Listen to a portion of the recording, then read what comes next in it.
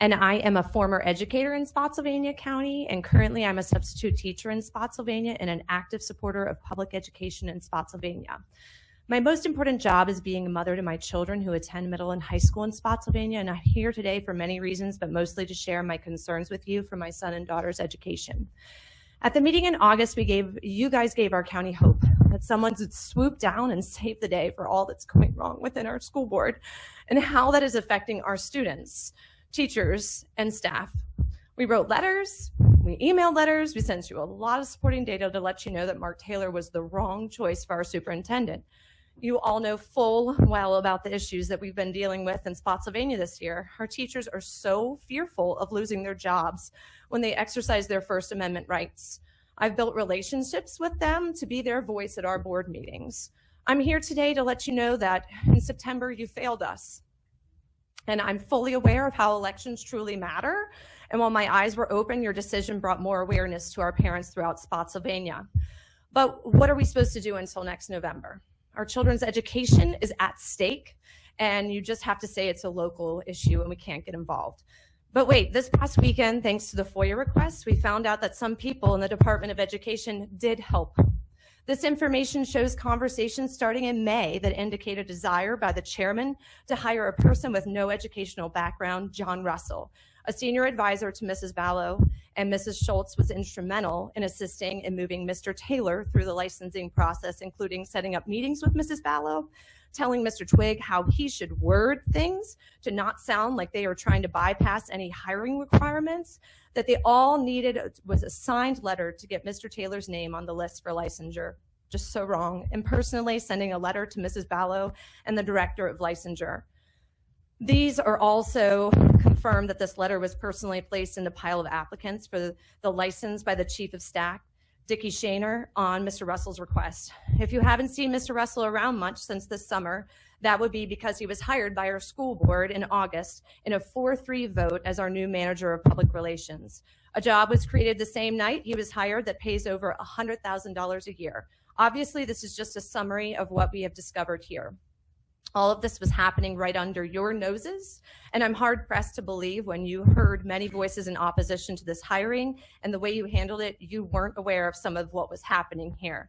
You based your decisions on your belief that it isn't the State Board of Education's job to get involved at the local level, yet many people in the office assisted in making this happen, and one of them got a pretty big pay increase. You have put our children's education in jeopardy by not taking the upper hand in this serious situation. Our school board lawyer quit because the shenanigans have gone too far. Our deputies will no longer provide security. We desperately need your support in our county because I'm very concerned we'll have no one left to teach our children in Spotsylvania. Are you all unwilling to reevaluate the decision all but 2 of you made last month and fix this issue by rescinding your decision to grant Mark Taylor a superintendent's license? Does the VBOE and State Superintendent of Instruction insert themselves into division school board decisions regarding selecting superintendents very often? Is that a routine or unusual practice? Is it proper for a VBOE, VDOE Superintendent of Instruction employee to insert themselves into a superintendent licensing process to advocate on behalf of a specific superintendent licensing candidate? I thought the VBOE, VDOE Superintendent of Instruction are apolitical public servants looking out for the best interest of public schools in the Commonwealth. Am I wrong? How do you determine what is in the best interest of public schools? Do you have guidelines and regulations? Because it looks to me like only 2 of you appeared to have followed them last month. Do political considerations play any role in the superintendent licensing process? Did I misunderstand the VBOE when it said in September that the VBOE does not insert itself into a local school division superintendent selection process?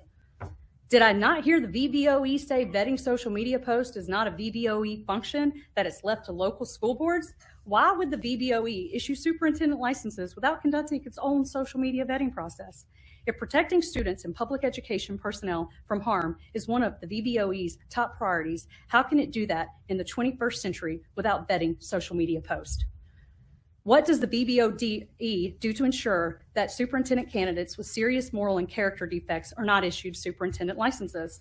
What does the VBOE do to screen superintendent licensing candidates from unacceptable attitudes toward bigotry, race, ethnic origins, religion, homophobes, as well as towards teachers, staff, students, and gender confirmation confusion?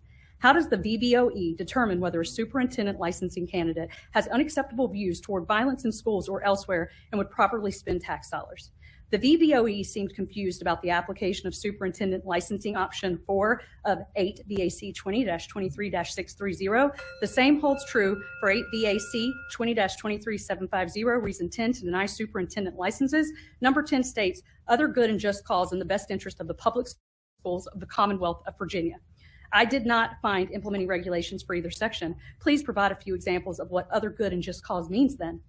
I would like to talk with a knowledgeable member of this VBOE or the state superintendent of public instruction to receive answers to my questions before the next VBOE meeting. I provided each of you with copies of my questions and information on how to contact me. Please get in touch with me. Thank you for your attention.